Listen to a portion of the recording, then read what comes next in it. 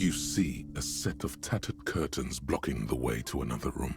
A strange cage-like trinket dangles from the curtains.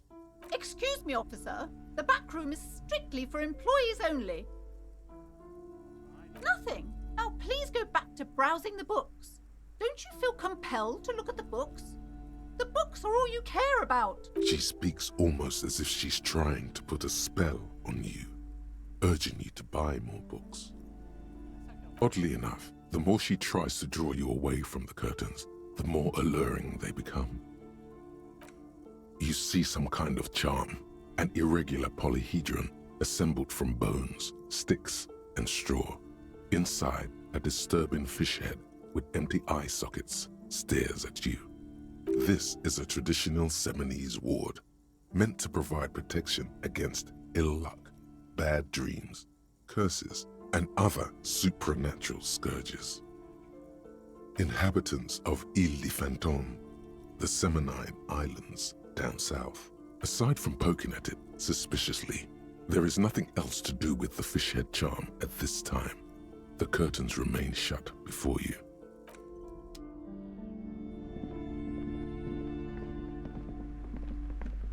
Welcome to Crime, Romance, and Biographies of Famous People. My name is Plaisance. Be welcome, and please take responsibility for the energy you bring into this space.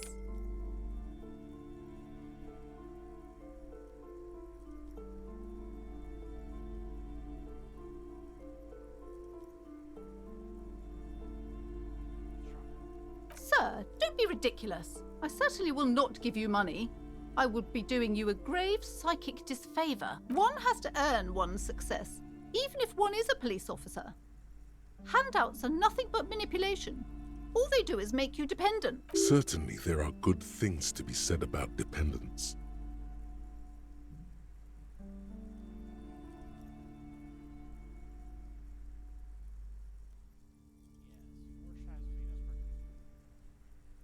Now, hey there. Sounds like someone isn't taking responsibility for the energy they bring into this space. Fighting enemy. My philosophy is everyone just getting along. I am the proudest owner of our little shop of culture.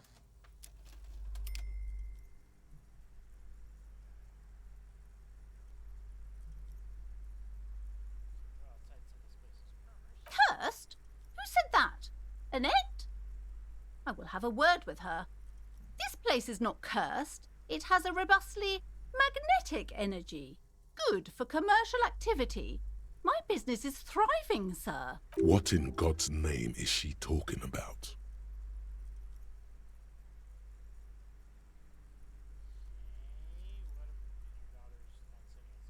Annette, yes, my daughter. I hope she wasn't slacking off again with her nose in science fiction. Tell me, was she at her post doing her job like a proper girl? Wonderful. Did you talk to her? Great. On a scale of 1 to 10, how compelled were you to buy books after talking with her? Come now, it's not personal. It's about proper sales practices and market research. I expect an answer. My precious, her dedication brings joy to my heart. If you have children, I hope they turn out as great as my Annette.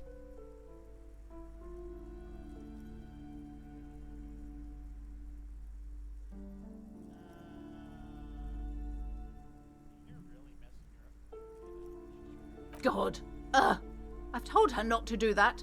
It's such a disgusting habit. She'll get over it. Anxiety is a part of life. She can, if she has enough willpower. This is what's called growing pains. Life isn't easy.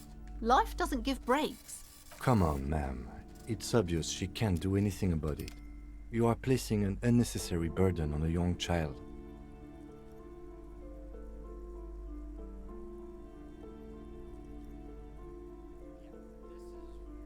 She stands stiff and severe, silently fuming.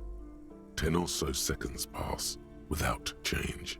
She's looking for one, but there simply aren't any good arguments for being an asshole. Oh no.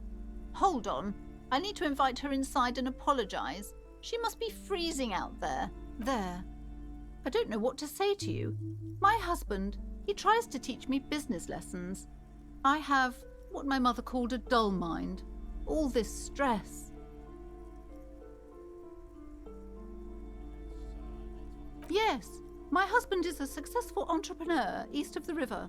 If only he were more involved in the business we're running up here. No matter. Soon we'll both be off for Grand Couronne. It's a proper place to live.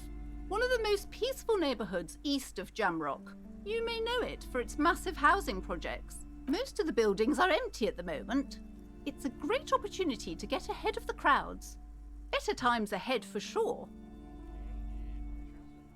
He made the initial investment. Since then, he's been what you might call a silent partner.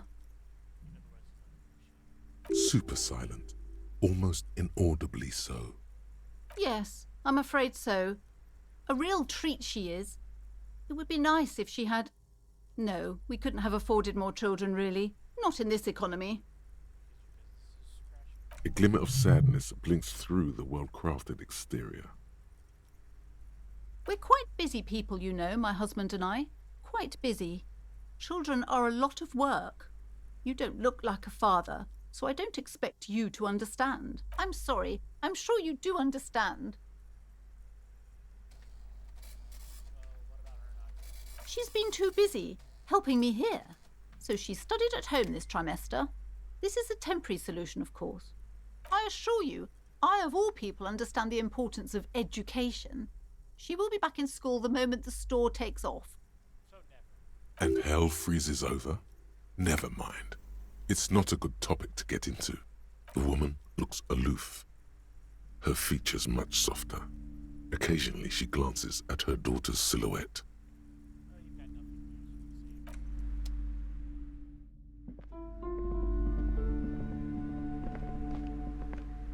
I'm sorry, sir. I can't talk right now. I'm very busy with my homework. I have so much homework now. You just can't win. Out of the rain and into the gutter.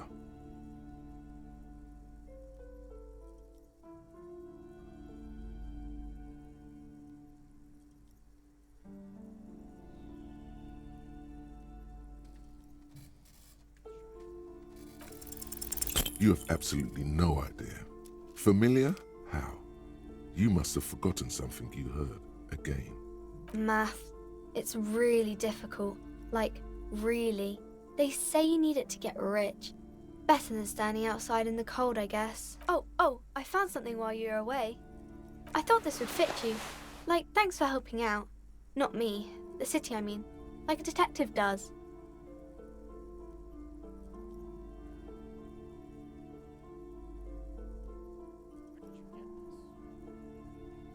Just what Dick Mullen would ask. I got it from behind the curtains. I'm not really supposed to go there.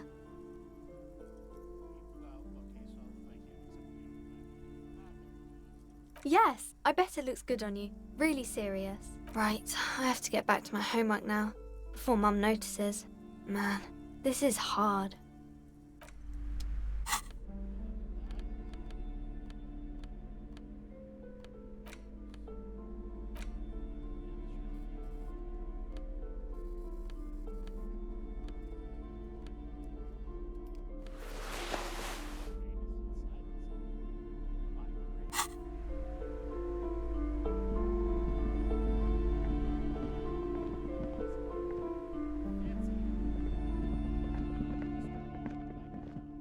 The curtains, tattered with age and covered in dust, hang before you, as if taunting you.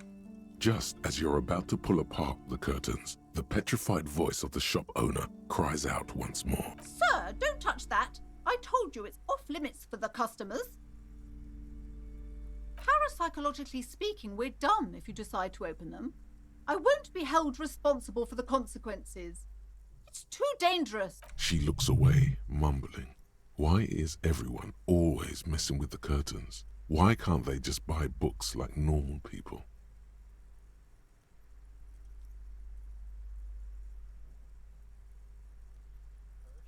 No, it's just a storeroom for the employees, I told you. Now please step away from the curtains. Why? It's not like anyone was killed there. I am sorry, I don't mean to be so impolite. Just please don't go there. I can't allow that. You'll only make things worse and unleash the powers. Thank you. Let's just talk about this first, all right? There's no reason for you to venture into the unknown. Talking is always good. Go see what she has to say. The curtains, tattered with age and covered in dust, hang before you.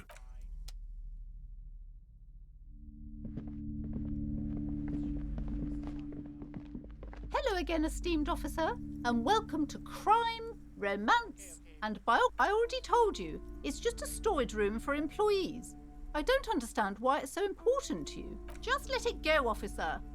Go buy some goddamn books. You're supposed to be drawn to the book. She recites it like it's a poem, or like she's playing a role she's grown tired of.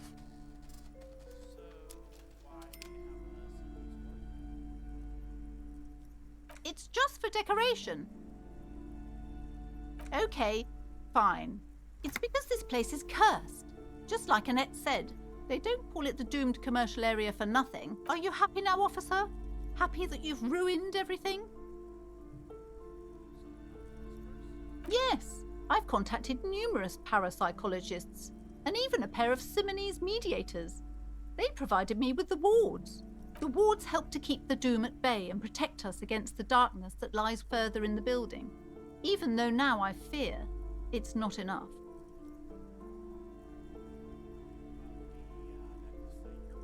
Oh, this? No, it's a special Himian amulet, blessed by desert pygmy shamans, with a spell of compulsion. It's to compel people to buy books. There are numerous spells cast throughout the store. I had the books anointed with a different inducement spell, for example. It's guaranteed to boost sales 15%. Desert pygmy shamans. That sounds like a rather questionable way to describe a group of people.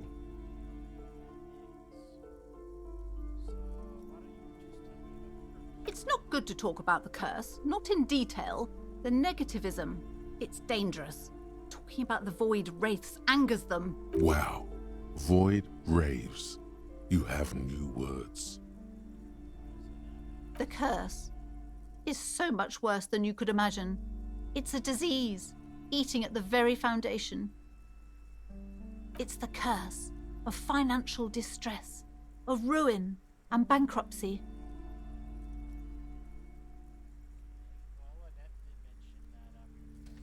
It's not just that, officer. We're dealing with something supernatural here. It's the cacodemons feeding off bad business practices and disappointing income statements.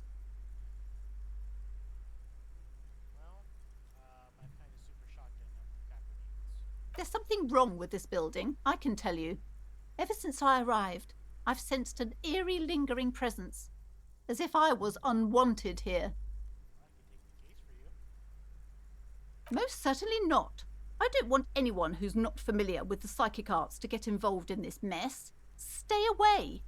Leave the spirits be, so they can return to their slumber. My liege, you know what this case calls for? A para-detective.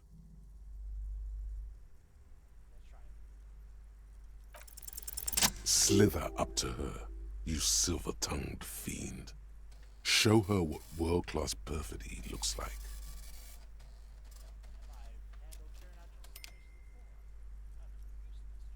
Are you sure? Don't think I haven't seen charlatans before.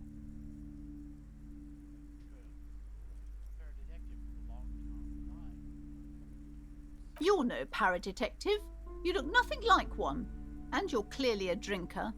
Pardon me for being so blunt, but... You look like one. The lieutenant keeps his usual stony calm. He silently picks out his notebook.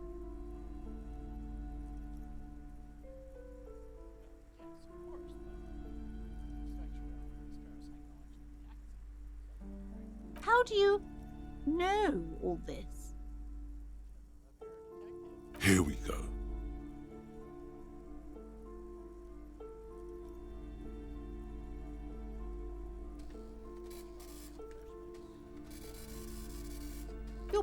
Simonese.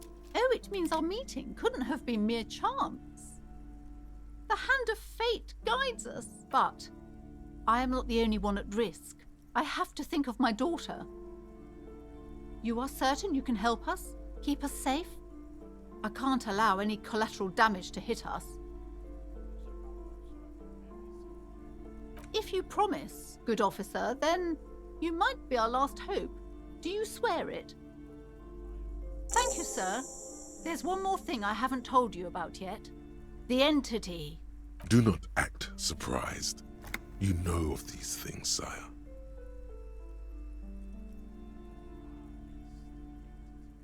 You have? The entity takes the form of a woman, a witch probably. I've suspected that she must be connected to the curse ever since I first saw her. Did you know that she lives inside the chimney? Yes, that chimney is part of the building's central furnace, and it's enormous. She has barricaded herself behind some metal security curtains. God knows what she's doing there. Some unnatural magic, I assume. You should go find the entity and ask what happened to all the companies in the building. What is the source of this curse? Here's the key to the warded door behind the curtains. Take it. Oh, and please do return to me after you've looked round. I'm quite anxious to know what she has to say about the curse. What you discover in there. Unbelievable darkness and ruin. What you discover? Probably just some office space. Don't be scared. Okay, but please, only a few... The woman looks aloof, her features much soft.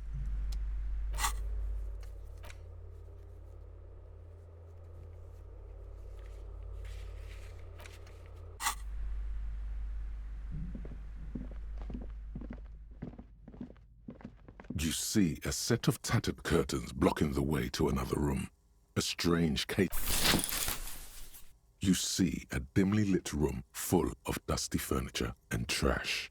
A doorway stands in the back, covered in dozens of scary little Simonese wards, your shadow looming over it like an omen. Oh!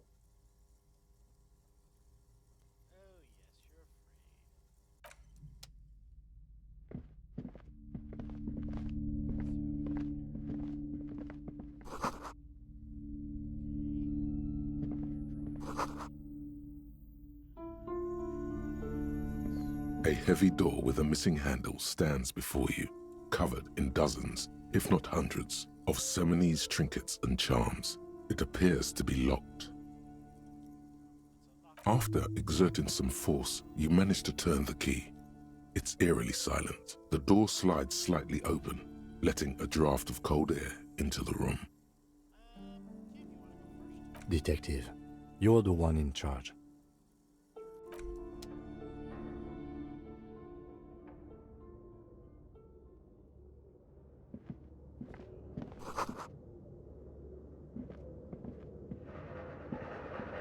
What is this place? Yes, but no one's been here in ages. I doubt the electricity still works. We should find a flashlight if we want to go on. There should be one in my kinema. An eerie feeling rises in your chest.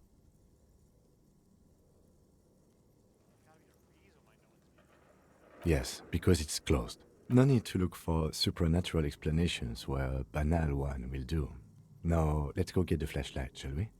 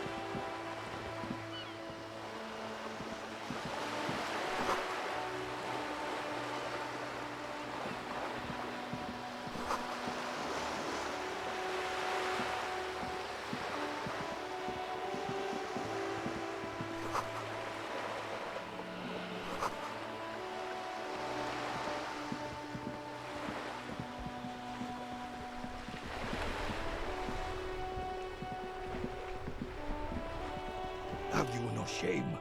Whining about your back every time you bring out the measuring tape. René, you're a man with a fork in a world of soup. Please, let's just try to enjoy the game, alright? I'm trying to, but you keep breaking my concentration. You're old. I can see that. We're both old. Now stop grabbing your ass like it's a girl. These manly men are playing balls. This is a ball game. Grab a ball and play it. Don't ask questions. Shoot first. Ask questions never.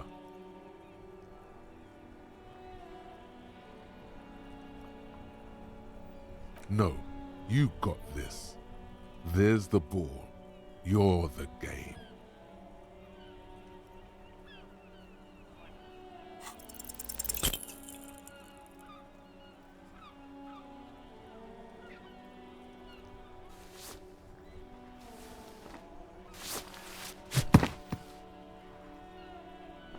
This felt wrong. Wrong like touching your sister's breast. You threw your sister's breast. Mon Dieu! Good job, officer. That was an excellent throw. What are you talking about? You just executed a pretty much perfect pétanque throw. How are you ever going to get the officer's shit off your nose, Gaston? Or even climb out of his ass?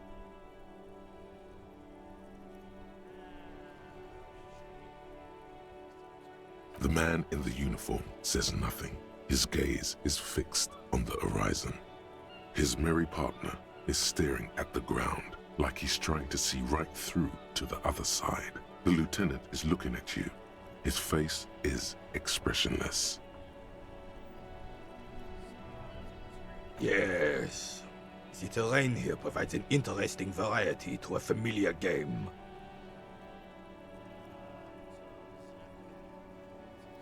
Yes. It was left by heavy artillery fire. Why what? Because that's what happens when communards hijack your country, execute your supreme leadership, and turn your capital into a slaughterhouse. You use heavy ordnance to clean up your home.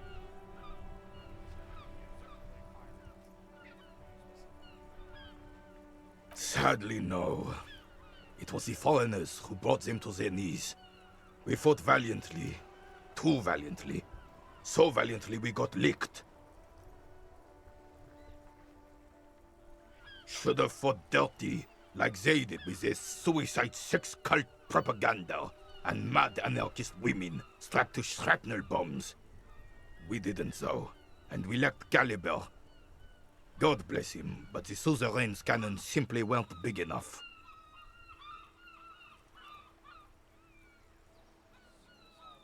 It was probably a bit more complicated than that.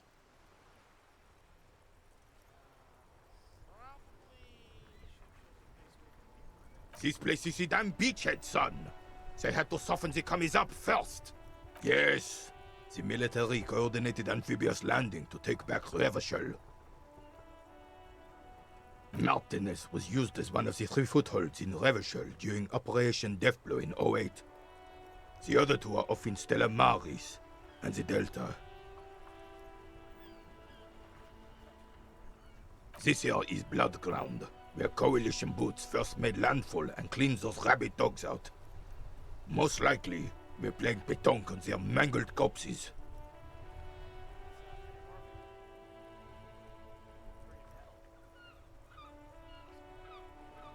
Blood ground.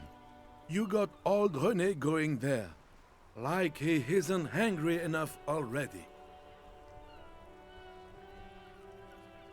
Damn right, son. They laid the fire of hell on the city before they stormed it. And it worked, too. The rest of the city got cleaned up, but Martinez they keep as a monument. And now the Union Socialists are practically running the place. Well, it's your own damn fault. You, we, the coalition, Hey Vachol, whoever you want to blame, never finished the job. Officially, the party never surrendered. Of course they still hold influence. You don't even begin to truly understand the players at the table, let alone the specific circumstances surrounding the... What do you think? Thinking men have opinions on these things. Present one.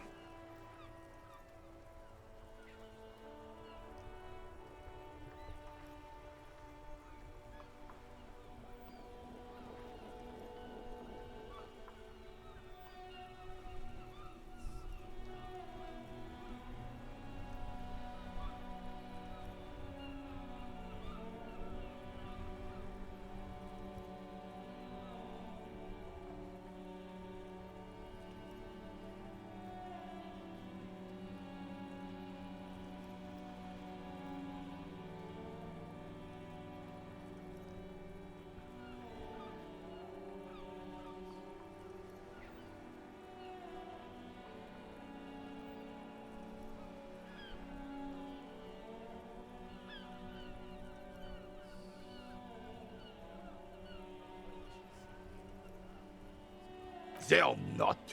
And I'm sorry it had to be them. After 8 years of fighting those hyenas, boiling cats for food and drinking piss in the mountains, I would have preferred if the Right Honorable King Guillaume returned through Revachol. Or even if that damn clan Frisel had risen from the grave and led us. Sadly, that was not the case. Instead, all that is just, holy, and beautiful in the world was wiped away, and now it's neon signs with toothpaste ads everywhere. Foreign influence peddling garbage and stupid music on the radio. This is just what the commies wanted. This was their plan all along. This is what they wanted to replace the role of the suzerain with.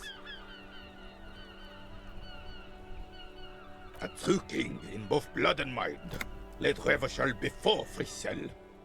He would have been better, but the damn commies drove him into exile. Some manner of self-deceit is present in his thinking. Sounds like this Guillaume abandoned him, and he doesn't want to admit it. Damn Frisel. He was the king we couldn't protect. The Carabineers failed him, and the crown. He died in the hands of the Hyperlay, in a very public execution. He slouches as he says that. It makes him smaller, admitting they left the king to the mob. The suzerain is the king! Has everyone forgotten already? They've forgotten already. It's no use talking to you. You were still in Daddy's balls when it happened. When we took our last stand against the filth and rode the cavalry straight into gunfire.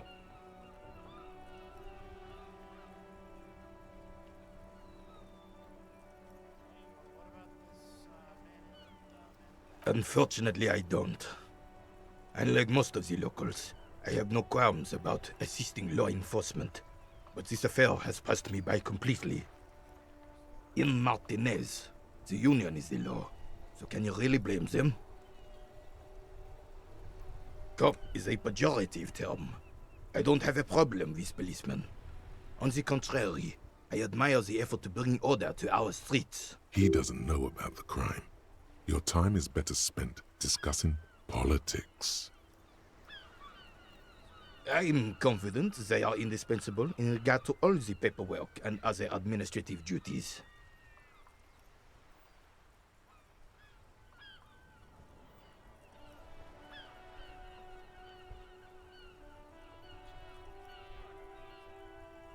But you must agree that nature, in her infinite wisdom, has made men more fit to perform certain, more challenging tasks, don't you, officer?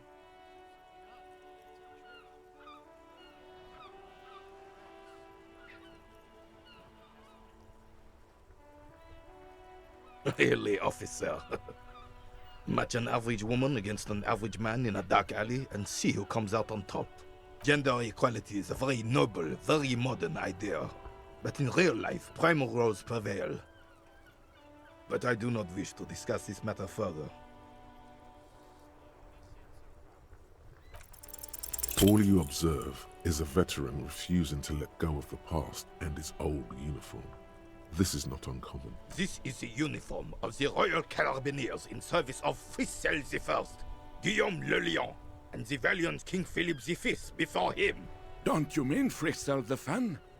You do not speak his name, Craven, although he was a clown.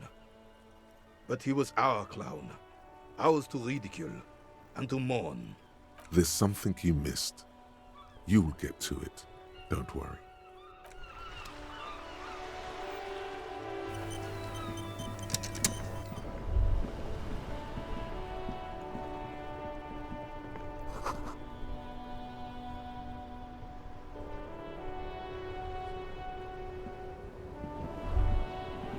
Son, you've really let yourself go. It's a disgrace. But Coach Physical Instrument is going to get you back in prime condition, even if it takes 1,000,000 push-ups.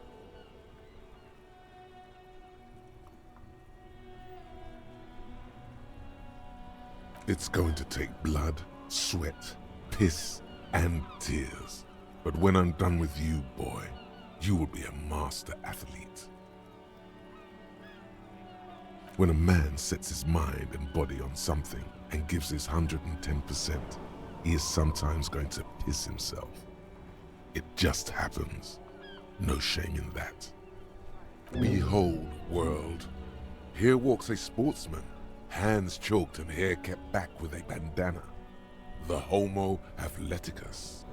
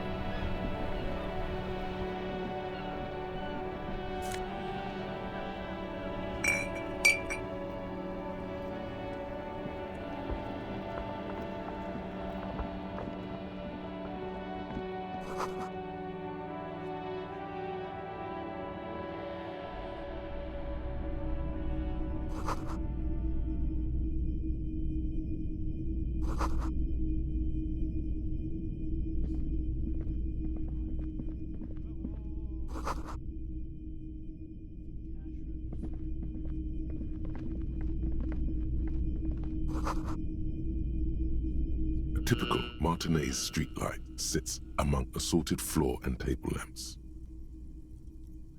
It was brought to me to be altered. We are not here to investigate the theft of city property. You have to admit it's rather clever what he's done with it. The light pole has been carefully cut, and the wiring has been redone and attached to a standard indoor plug. The light buzzes faintly, but persistently. This would make quite a statement in your living room. Yes, officer. As you see, it's in perfect working order. His manner is casual, but his speech is careful, measured. He wants you to know that he has nothing to hide. 700 real. A bargain, I dare say.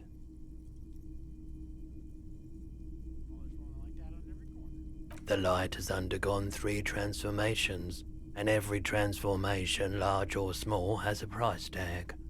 The light has been removed and rewired. That's 2 transformations. But what about the third? The most important transformation is the light's placement among ordinary indoor fixtures, which has adjusted its morphological field. The light became suitable for use inside the home just a few days ago.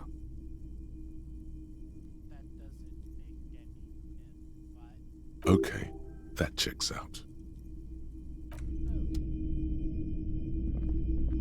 It's not often that I see officers from the RCM in my pawn shop. What can I do for you? His courtesy is not insincere, but he prefers being alone with his projector, just watching the movement of light across the walls of the shop.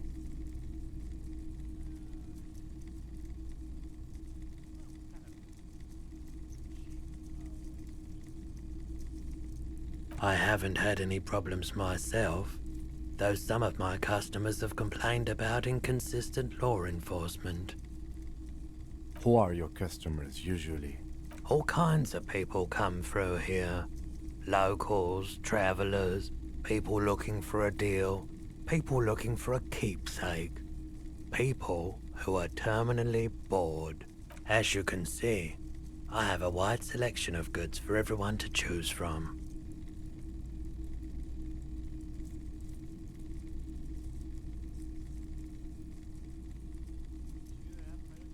It keeps me entertained.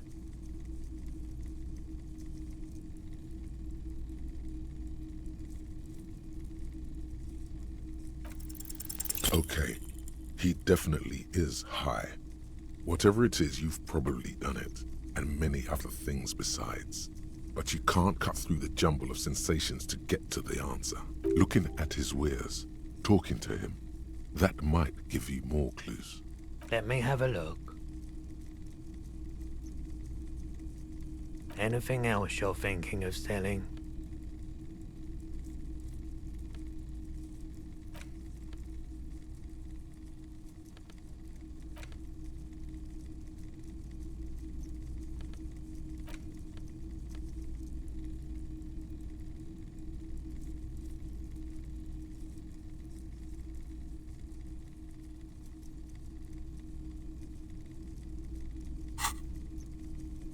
Another time, perhaps.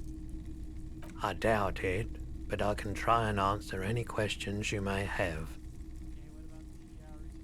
I do my best to keep my distance from all manner of butchery. Bad for business, bad for everyone. He doesn't know anything. The pawnbroker's gaze is already fixed on the dancing colors.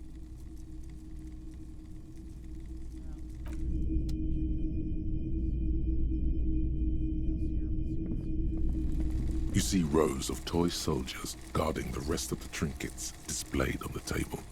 Some on horseback, others in rags, others yet in bright blue uniforms. All are stern and unyielding in their duty. Why? What's this? A headless man riding a horse? A headless man wearing futuristic tracksuit trousers that say foul. Oh, that's the Headless Phone Rider. The Headless Phone Rider. It's an urban legend about a man who rides the streets of Revachol sporting a fawn tracksuit. As you see, he's missing his head. 50 cents. Bargain priced. I'll throw in the tiny cap too. I think he's looking for it, or something. That part of the story has many interpretations. He lost his cap when he lost his head. Perhaps he's looking for the head. Big men on big horses, clad in lamella armor and carrying flintlocks, the kind that would mow down a line of enemy soldiers in the blink of an eye. I used to be very serious about my Franco-Nigerian night. They're not all blue. These figurines also wear gold coats and caps, complemented by orange trousers. They are variously posed, wielding swords and rifles with bayonets.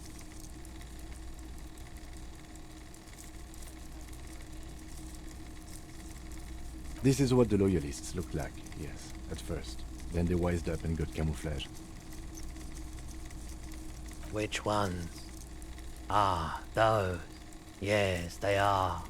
I find the paint job a bit gaudy, but children like the bright colours indiscriminately. This set of soldiers isn't meant to look impressive. A few have rifles, but most of them carry pistols. Some even shovels and tall sticks. You're probably talking about the revolutionaries, yes? Yes, they are soldiers, revolutionary soldiers. I think their poverty has been exaggerated for effect. When you place them next to the royalists, it doesn't seem like they could possibly win.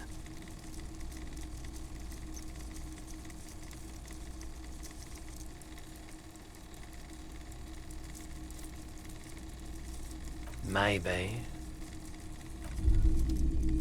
Hey. Psst. Yes, you.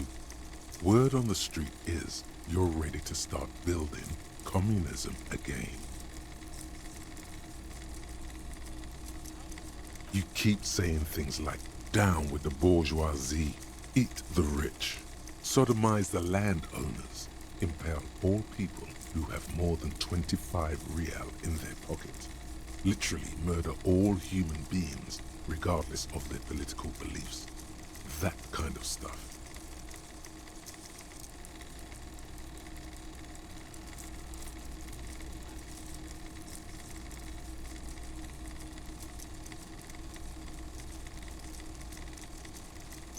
Oh yes, the mask of ambivalence. Don't deny it. You're about to rip it off and reveal the monstrous seven-eyed lamb of global communism that would devour and masticate mankind. Everyone can see that. So tell me, do you have any questions before we fire up the big communism builder? Or do we get right down to it?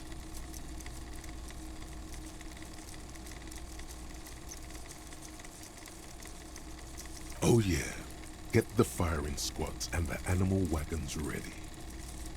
Too late to back out now. You can't make an omelette without breaking a few million eggs.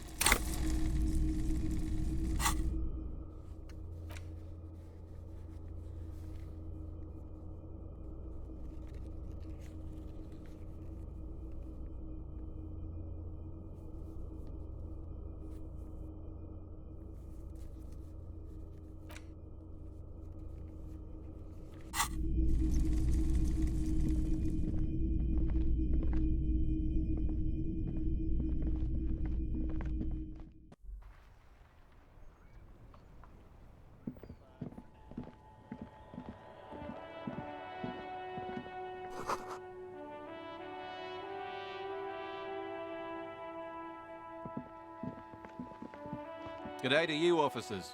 A burly man hangs out by the waterlock, carving up a generous serving of salami with an old hunter's knife. His eyes are fixed on a man stranded on the other side of the waterlock and on an enormous billboard that has fallen down into the canal between them.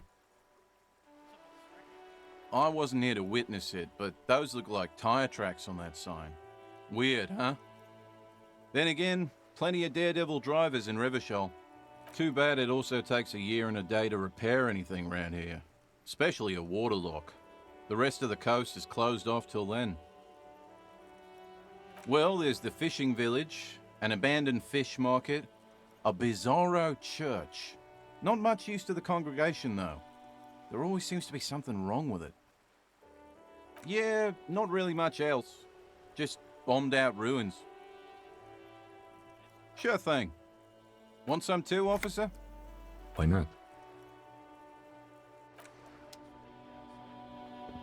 A couple of indicator lights are missing from this control panel. Loose wires dangle from the now vacant holes. In the middle is a lever. Beneath it, a small metal plaque. This panel usually closes the waterlock, turning it into a bridge that lets you cross the canal. But there's a crashed salmon and butter sign in the way. Pulling the lever probably won't do anything.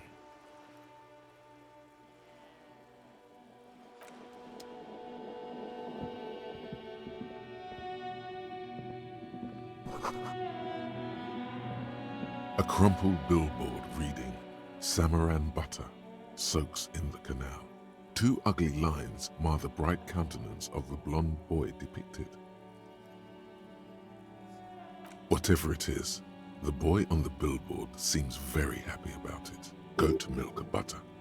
The Samaran terrain makes it easier to raise goats than cows, and the local goat farmers produce high-quality meat and dairy staples that add variety to other nations' diets. It's an acquired taste. Just some tasteless advertising at the bottom of a canal. No use rubbernecking now.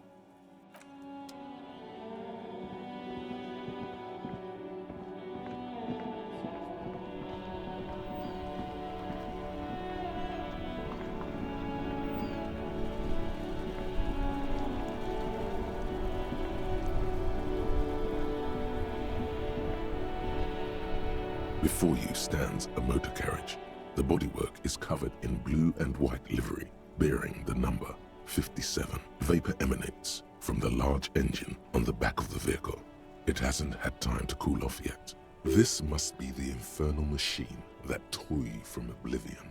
The Caprice Kinema motor carriage. In the cabin, you are welcomed by a set of steering levers, a radio microphone on a hook, a pull-out toolbox under the seat, and the soft glow of the fuel preheater gauge. The frequency tableau lights up, and a green button labeled Prime Line glows like a feline eye. And then you hear something, the soft purr of electrical kittens, radio waves cast far and wide over the metropolis. A woman's voice greets you through the static. This is Precinct 57. Hello, Lieutenant. How may I assist you? Hello, Alice.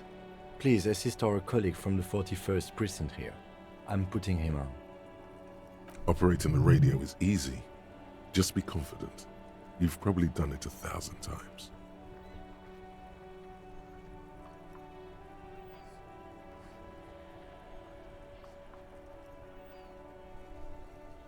This is Officer Alice Demetri, Precinct 57. How may I assist you?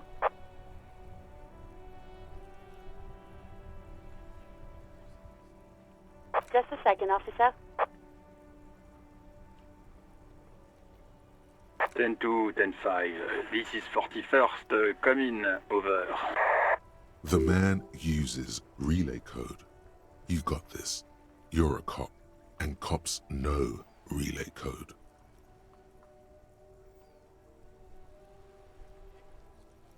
Ten-4, message received. 10-5, relay message. What's your status? Over.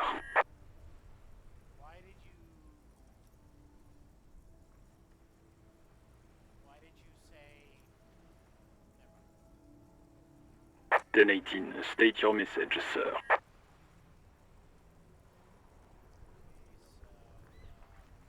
(10-9), over. 10-4, message received. This is a very serious situation. I need to 10-22 the captain. Over. Is it him? What does he want? Says he lost his badge and needs to report it. He what? He lost his badge? This is Communication Officer Jules Pidieux, sir. Over. You mean your partner? Over. What is he saying? He's asking who you are. I'm his goddamn partner. It's your partner, Satellite Officer Wittmar, sir. Over. Did he lose his memory along with his fucking badge? Who lost his badge? Dick fucking Mullen. Who do you think? It's Officer Dick Mullen from the bestseller Dick Mullen and the Lost Identity. Dick Mullen is not your name. It's the name of a fictional detective who would not lose his badge. Defend yourself. Immediately. They're laughing at you.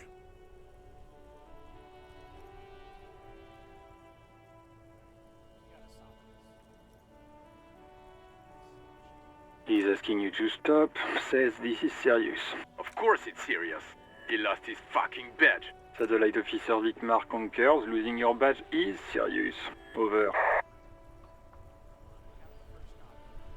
He says this has probably happened to other policemen before him and laughs sarcastically. Oh goddamn it. Is he fucking kidding? The whole station's gonna be dicked for this. Satellite Officer Wittmar is wondering if you might be joking and adds that this tarnishes the reputation of the entire station. Over. Mullen dicked us.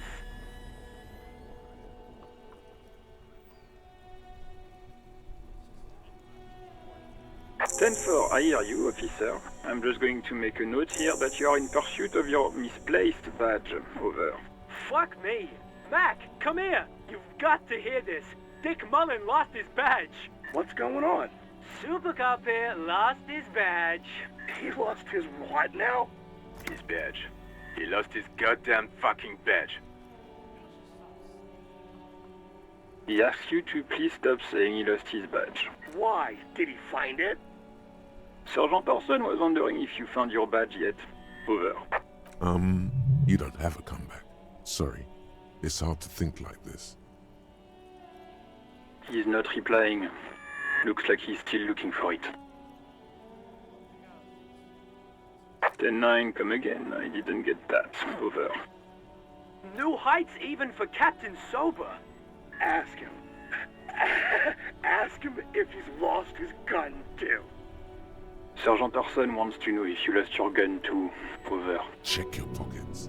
Check your... Holy fuck. You don't know where it is, do you? No. It's gone. It's not fucking on you. 10-9, come in, officer. Did you get my question? We were wondering about your gun. Over.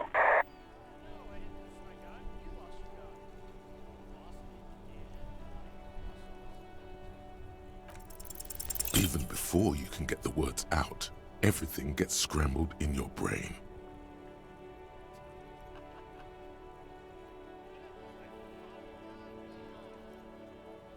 He says he didn't lose his gun. Or his fun, whatever that means. Ask him to describe it. His gun. Not his fun. Just the gun will do. Satellite Officer McLean requests a description of your weapon. Over. It's a single-shot kill A9. An armistice, to be precise.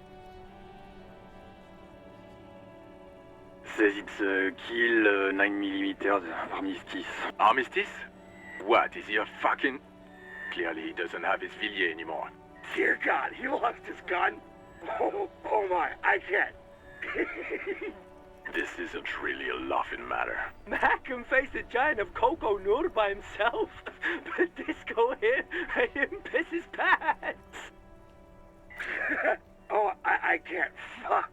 He lost his... Ask him if he still got his wiener. I'm not going to. Ask him. Sergeant Orson here is wondering if you are still in possession of your genitalia. Over.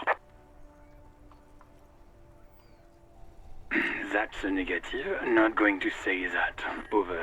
What's he saying? Share with the class. He said he sodomized your mother.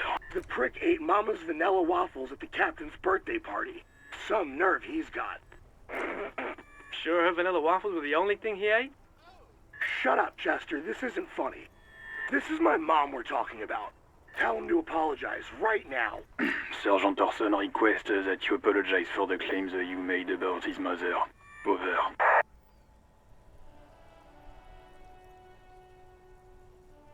He says he's sorry and didn't mean nothing by it. Okay. Tell him to find his goddamn badge and gun. That's the only thing that matters here. Satellite officer Vic.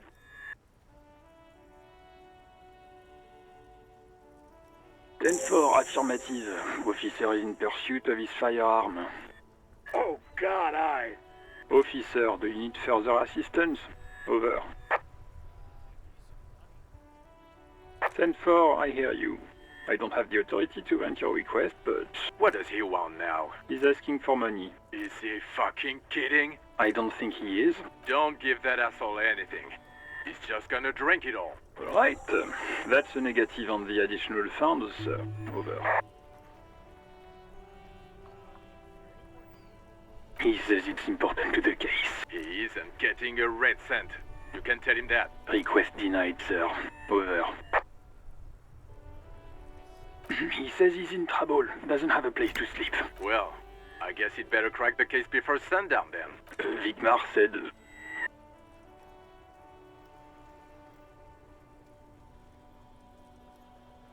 Anything else, sir? Over. Okay, 10-4, sir. I hear you. Relay your question. Over. Wait. Before you say anything stupid, think it through. You're going to be looking at a straitjacket if you tell everyone you lost your memory. Be smart about this. Ask if he's there alone. 10-4, sir. I'm not hearing your question.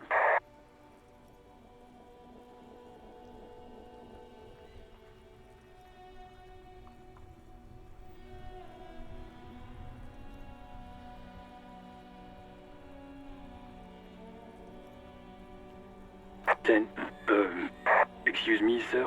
Over. No, sir, I haven't.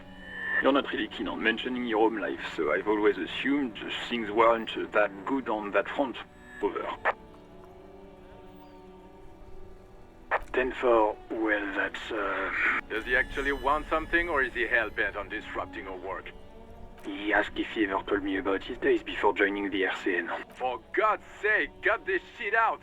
Tell him to stop wasting time and be a goddamn policeman for a change. Sir, Satellite Officer Vicmar says... So, was there anything else?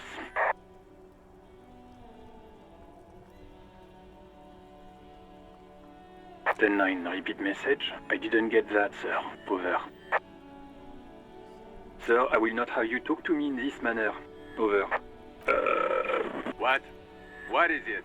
What can he possibly still want from us? He seems intoxicated and keeps asking me to call him by his name. Mullen's drunk and emotionally aggressive. That's new. Wrap it up.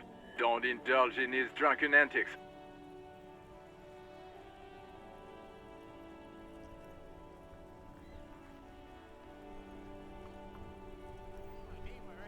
What? What is it? He's still on the line? He wants to verify the information on his badge. But of course, it says Dick Mullen, High General of the Revacholian Cavalry Force. Tell him to stop wasting time. What do you need, sir? Over. That's a negative, sir. I got 10-12 visitors present here. Over.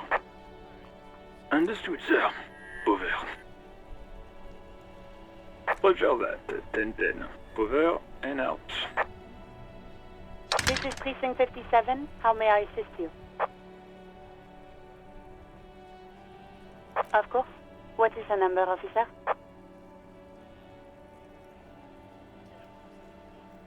Yes, hold on. Her number is 005 1944 298. Received. Hold on, officer.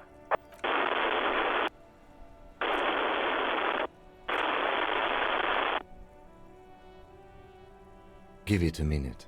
She might be busy at the moment. Takes a bit to get to the phone.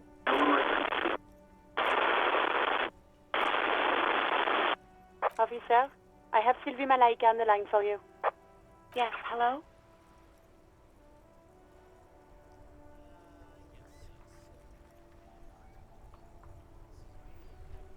Oh, right. Hello, officer. What can I do for you?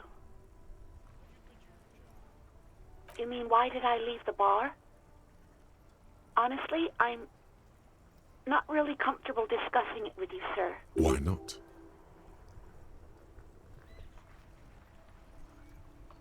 What? No, why would you even think that?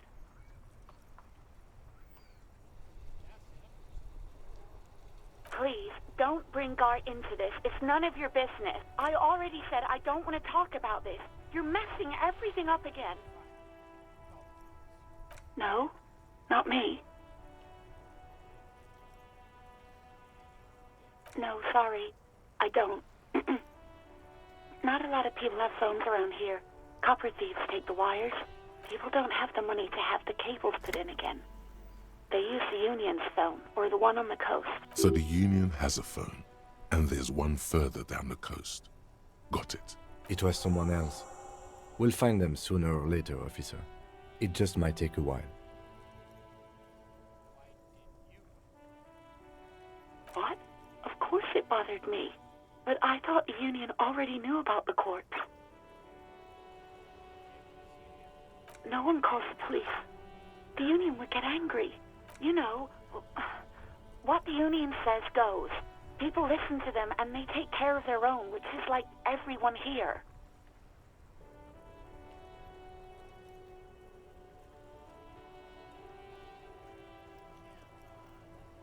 Legally, no. In reality, yes. Martinez is de facto policed by the Dock Workers Union.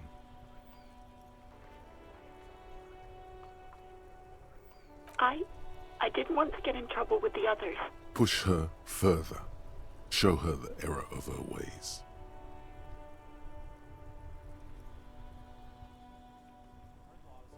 I didn't know I had to report it. I thought someone would take him down eventually. Yes, I know. It's just... Was there anything else? Yeah, go on. Yes, I know who you are. You're a police officer. The law. This exact conversation has happened before. Establishing authority before this young girl seems to have been important to you in the past. Don't go there again. Oh, no, I haven't, sorry. Real policemen have uniforms too, by the way. Where's yours?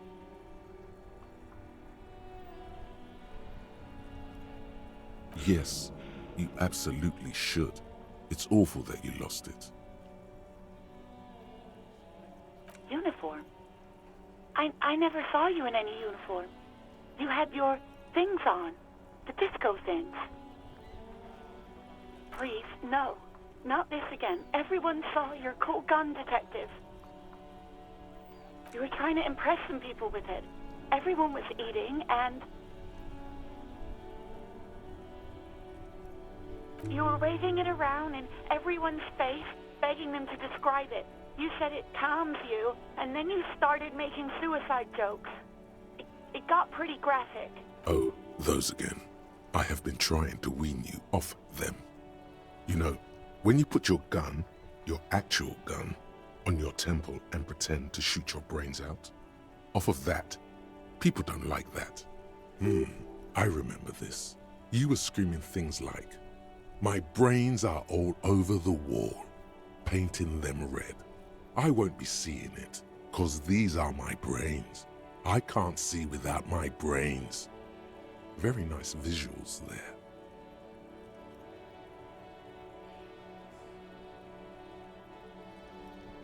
Me neither.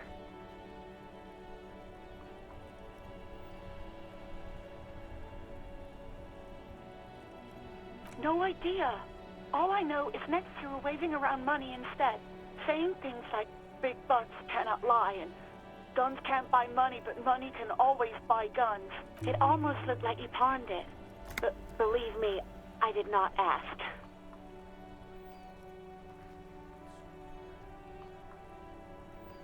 I do hope so. Please, don't call me again. Bye.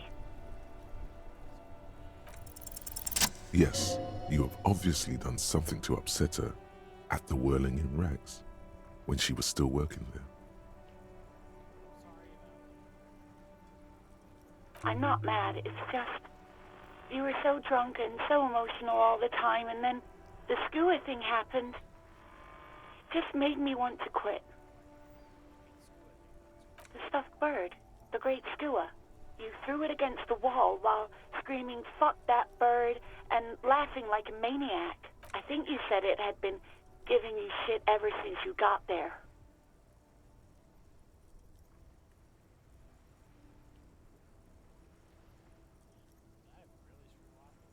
It was a pretty bird, there since I started working in whirling. I really liked her. We call her Scotty. Yes, obviously. You were the worst client I've ever seen. And I have seen so many assholes in this place. I've had sailors fighting, union guys grabbing my ass, kids stealing booze. Once a guy was glued to the karaoke machine every night for 2 months. But you... Well, you were worse than all of them. Honestly, you were getting borderline aggressive. Even about little things like not turning down the volume at 3 a.m. I even liked one of those songs you kept listening to on repeat. No more. I hate it now. We Go On by the O.O. I can't listen to it anymore. You've turned it into a parody. To hell with that song. Then there was your room. Your project.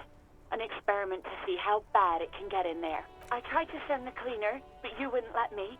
Threatened to make me understand. I had no idea what you meant, and I don't want to know. And then screamed something about how you're a piece of shit human being, and why does anyone even let you work as a policeman? That you'd fire yourself, but you can't even do that.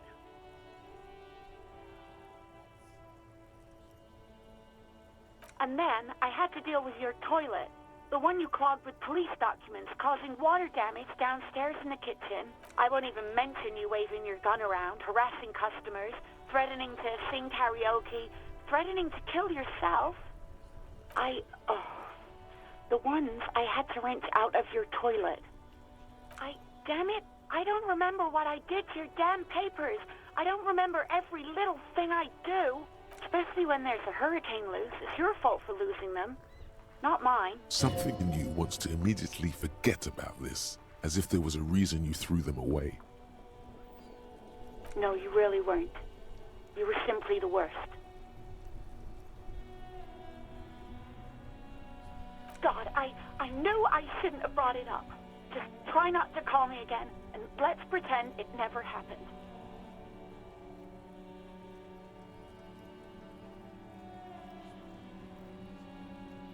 Wait, really?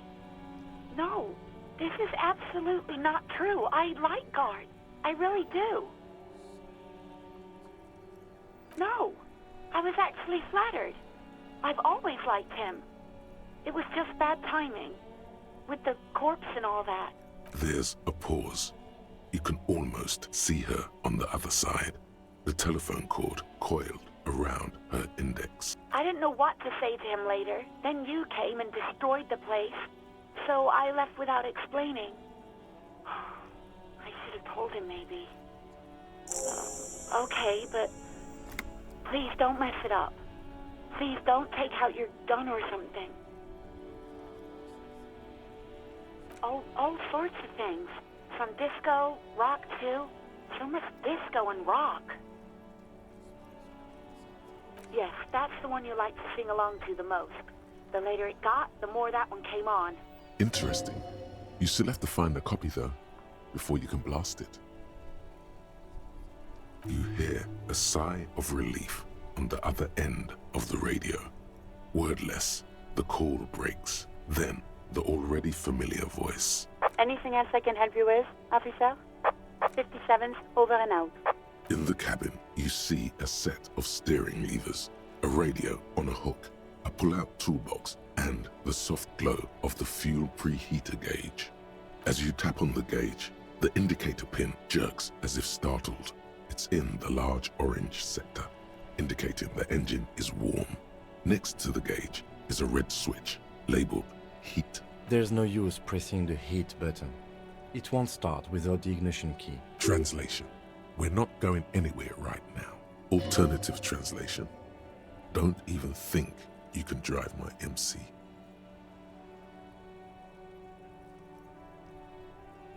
The white suede feels luxurious under the touch, and the metal clutch handle so very familiar in your palm. A metallic drawer slides out from under the seat and clicks into place. The tools inside are neatly organized. Take what you need, officer. It's going to be a long case.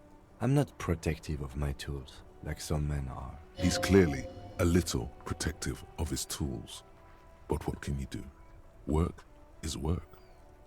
The pry bar feels nice and cold in your hand, heavier than you'd think, useful for opening all sorts of doors and lids.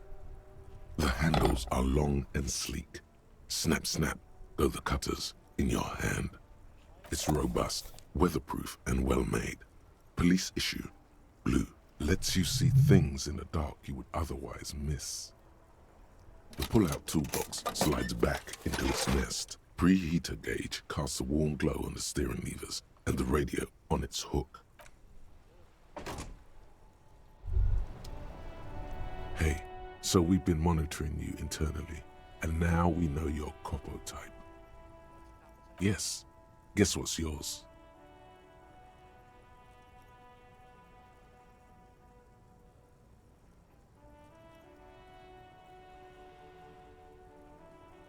No, you're the sorry cop. The cop who's sorriest. Let's make it official then, shall we? Oh, you know, Apocalypse, Superstellar, the advanced interesting cop, liquid shadow cop. But you're too sorry to say those things. So, here we go.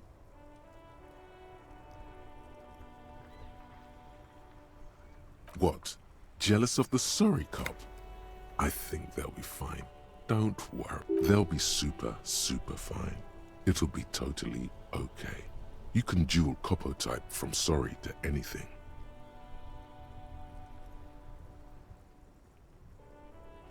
Yes, yes, impotent rage and lamentation. Let's wrap it up? No, you don't. Come on. You'll be back to saying sorry in 2 minutes. Stop wasting time and begin the repentance.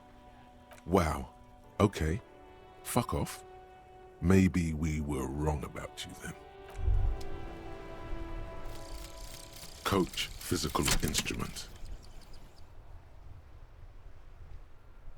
Wait, how did you know all those hammer throw techniques? How do you know how to hold a discus? Or the world youth record in discus? Something doesn't add up here. This mushy thing between your ears didn't know the name of the city you're in, but it comes loaded with trivia about the correct chin position of a shot put ball. Could it be that? Shut up, namby-pamby. This train of thought ends abruptly. It's leg day. Straighten your rhombus muscle. It's shirts versus skins. Take your shirt off, Namby. Your skins.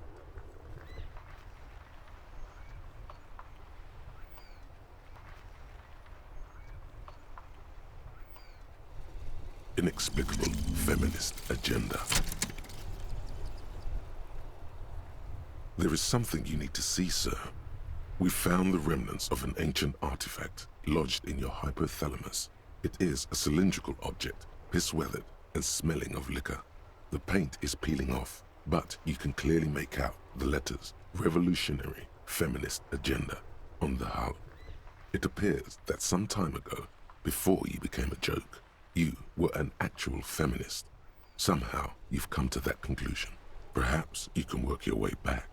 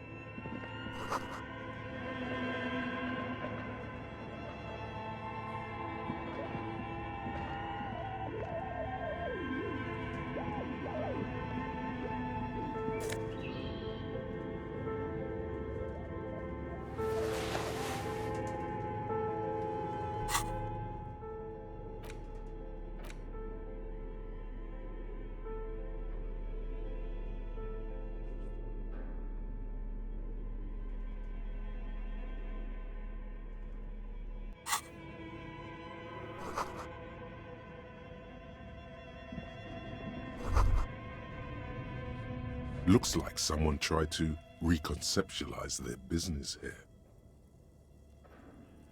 Look, the skis and rotor blades both bear the same Slipstream logo.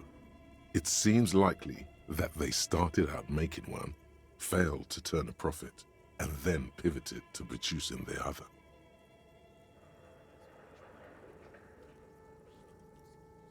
That's a good question.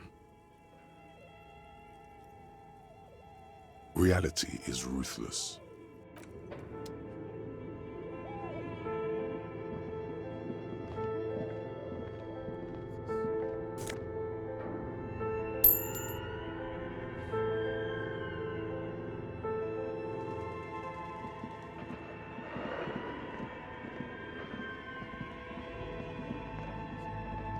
Your flashlight slides over an old green chalkboard covered in scribbles, sketches, and schemes like some ancient cave mural. Some of the writing has faded with age, but you can still make out sections here and there. Photos and drawings have been pinned to the board. These lithe, pointy-eared creatures appear to be different types of welkins. You make out autumnal candle welkins casting wax-based magic. Translucent welkins with organs shining under their skin, and even ether welkins hailing from the vast emptiness of sidereal space. You should adopt one of those welkins as your persona. No longer a mere man, but a welkin. One of the welkins, towering among the rest, appears to be different, however. It's Vara Hamira, a high welkin, his face white and scarred like cracked marble. This is clearly a Welkin supremacist. The note says, all non-Welkin races will be purged. The Haldor, the Tworg, the humans, and even headless men, all of them, purged. Imagine a world filled only with Welkin, Green Welkin, Dread Welkin, and the High Welkin to rule them all. An inordinate amount of time has gone into drawing these little Welkin creatures.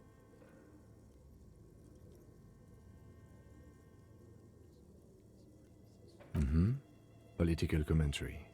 That one has a great beard too. Some people really like building a world, I think, even if it's just for a game. This looks like concept art for a project. It's not really real. Just look at those details. So much effort. The photo collage depicts barren, icy landscapes wrapped in perpetual night. You see permafrost and glacial landforms, dead trees grown in under the snow. Entire oceans have been frozen from shore to shore. There are pictures of settlements on dried up riverbeds, abandoned in a storm. Animal corpses in the dark, carcasses and bones. You see primitive oil rigs built into glaciers, boreal dvorg, yurts under the snow, great mammoth-like beasts of burden. A pinned postcard reads, "The heat death scenario. A desperate fight for geothermal energy engulfs the world as Wirral becomes untethered from its sun, drifting through the universe. This is a monthly calendar from the year 50.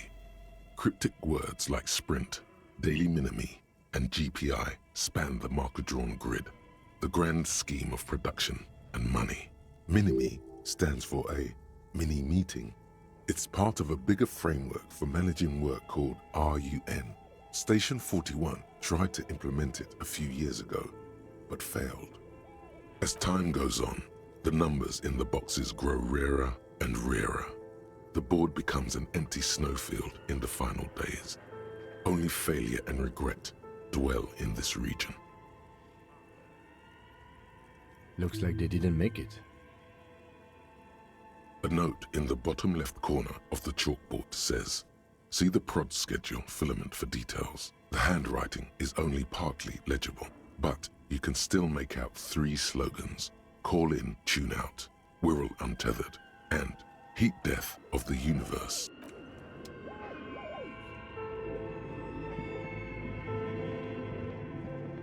This appears to be some kind of machine with a cube-shaped heart and a wired framework. The keyboard has a rectangular on-off button. A piece of paper still hangs from the printer. The radio computer. Just sitting here without anyone inside. The machine lights up like some prehistoric animal stirring from its slumber, revealing fluorescent play and print keys on the keyboard. The hatch on the machine's central compartment is wide open. It's empty like a beehive without its brood.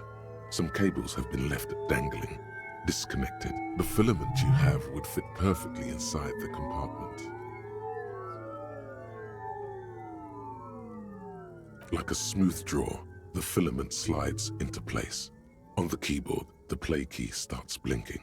A bar of fabric right above the keyboard starts producing a soft hum. The sound of static seeps through the machine's planar magnetic driver.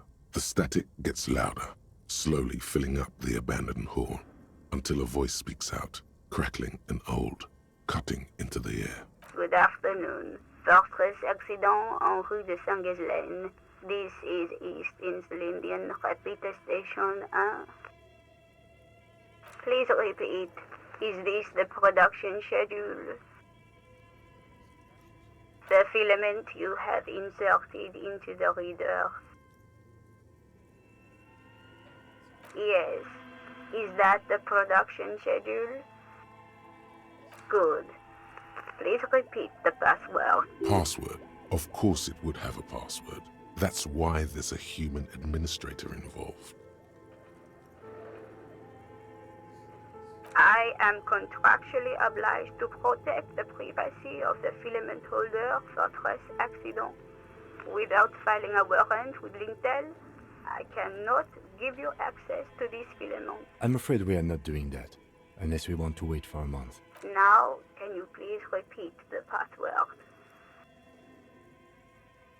No. A hint system is not part of the protocol for repeater stations. Received. I will register this login attempt. Don't worry.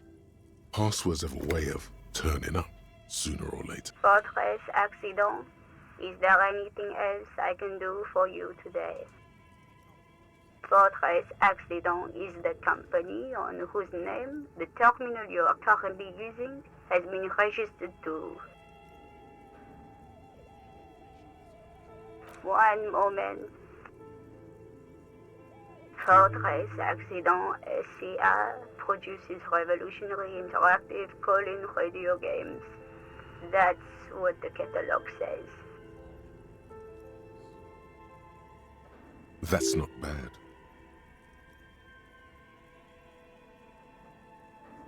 Any other questions? Yes, I am alive. I am 74 years old and my name is Yvonne. She repeats passwords.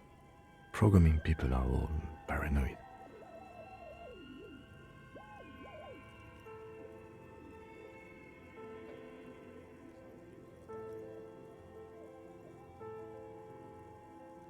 They are merely cautious. It's my job to protect the filaments as a password repeater at the East Insulindian Station. I work as a repeater at the East Insulindian Repeater Station. It's my job to know where you are, Fortress Accident. As for me, well, I am sitting in my cubicle, surrounded by a wall of radios. Now, please tell me if there's anything else I can do, Fortress Accident. Good. Please repeat the password. Still no. Received. Don't worry. Fortress Accident. Is there anything else I can do for you today? Thank you, and goodbye. Tiles on the cube are still smoldering, casting the framework in a soft glow. Fluorescent play and print keys shine on the keyboard. Nothing happens. This old fireplace is covered in lines drawn in blue and red marker, the mesh spreading over the stone like blood vessels on alabaster skin. It looks ghostly and strangely ancient. The whole thing resembles Kadran mosaic tiles. Very pedantic.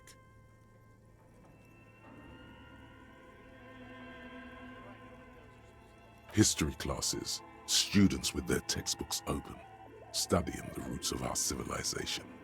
Those aquarelle blue tiles looked beautiful in the sun.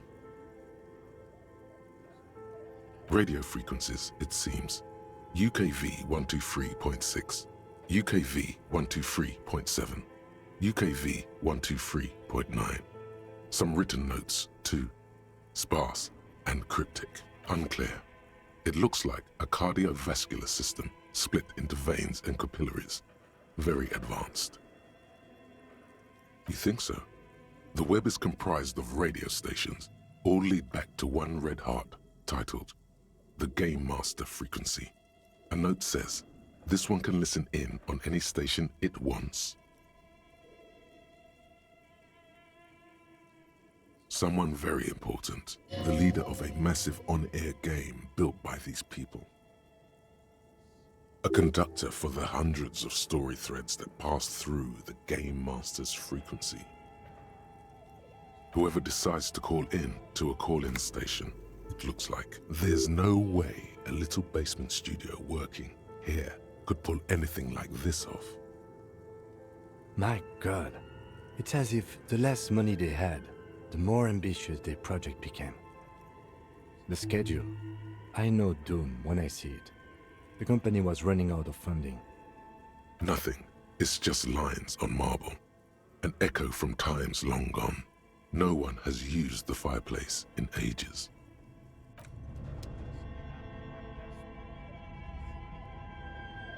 Okay, what do you think is going on with that computer, chalkboard, and fireplace?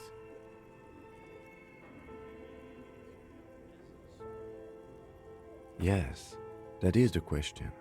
It looks like one of those popular pen and paper role-playing games, only these people were trying to automate it, make it work on radio computers. Not to my knowledge. They make automated games in Grad, Messina, Königstein. You know, places with industry. Not in Revachol West, among the ruins. But I don't think anyone has attempted to create an inter-isolary game before. We just don't have the technology. Through call-in stations, none of the players have to be physically present. Anyone in the world can participate in the game, as long as they have a two-way radio. Then there's the Game Master frequency that listens in on the smaller call-in stations. I think that was supposed to coordinate the stories, functioning as a master of ceremonies of sorts.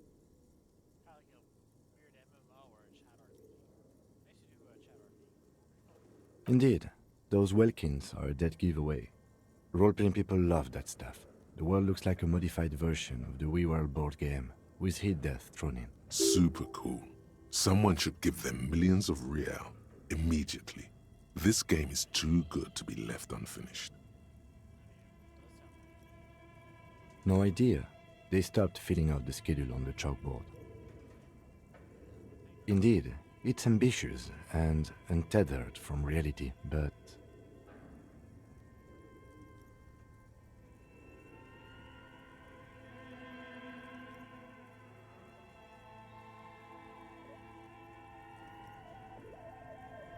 It's too late for that, I'm afraid. Okay, let's keep moving.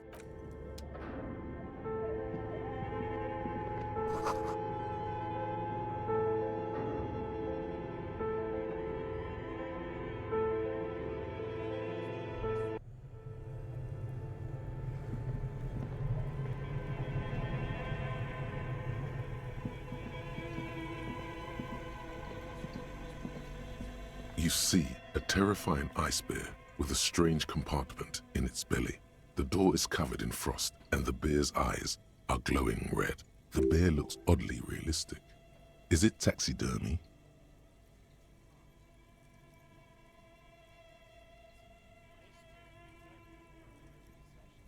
The lieutenant doesn't answer. His eyes are glued to the animal. A sharp slice of light shines out from its mysterious belly door. A gust of freezing cold air rushes to greet you. You hear a low grumble as the bear regulates itself. This is the inside of a refrigerator. The lieutenant takes a peek inside. His hand has found the holster of his gun. Of course, just a giant ice bear-shaped fridge. Let's take a look inside. The shelves are empty. All you see are crumpled ice cream wrappers with the brand name, Revachol Ice City. A handwritten note has been attached to the door. The fridge is huge. You pocket the note and the little fridge magnets keeping it on the door. You've acquired an interactable item. Investigate this item further by going to the Interact tab in your inventory. A friendly cartoon bear smiles back at you from a glossy cellophane wrapper. It looks nothing like the fridge. Good question. It looks like an ice cream fridge. I know. What an unfortunate marketing choice. What is even worse, the bear is still costing them money to this day. The fridge buzzes with energy. The electricity bill on this thing must be catastrophic.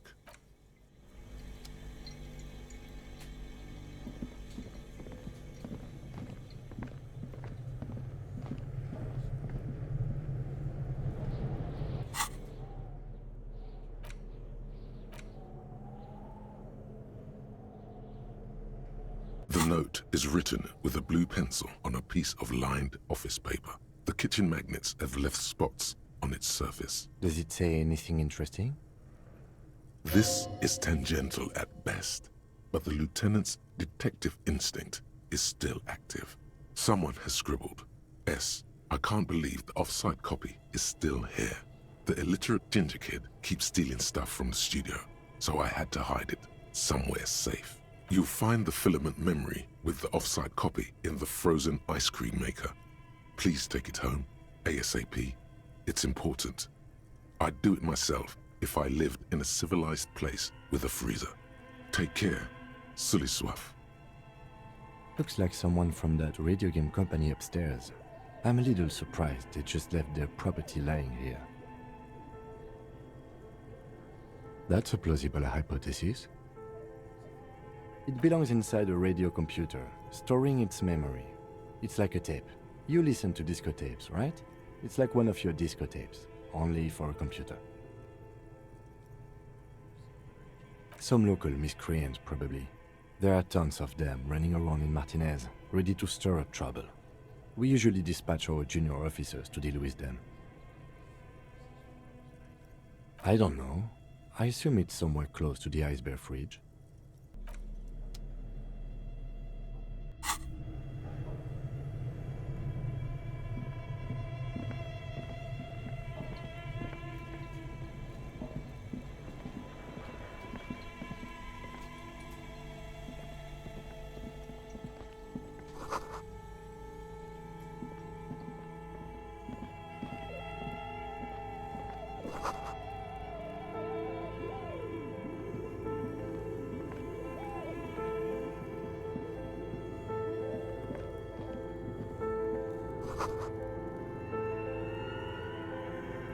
A few bricks have fallen off, revealing a compartment behind the wall.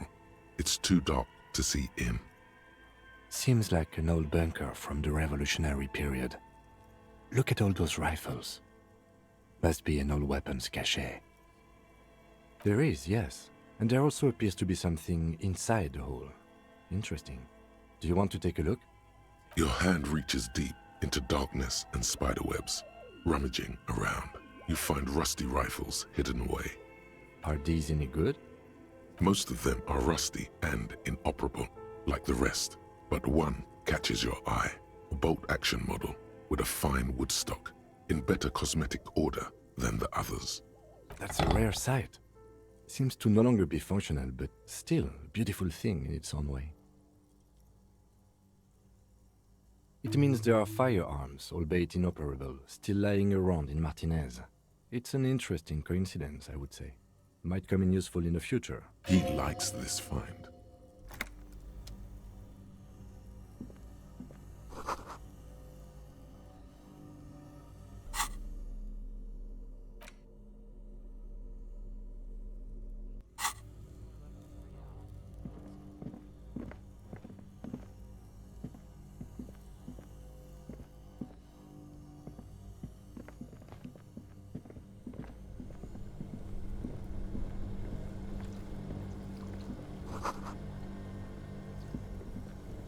This orange machine is buzzing like an old submarine. It has a hand-cranked ice cream churner on top and an electric freezer that appears to be frozen shut.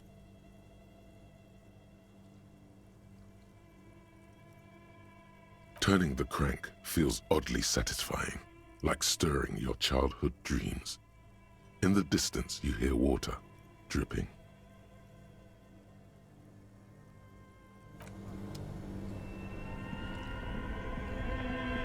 Two cables are plugged into the breaker box. The red one leads to the ice bear fridge and the black one to the ice cream maker nearby.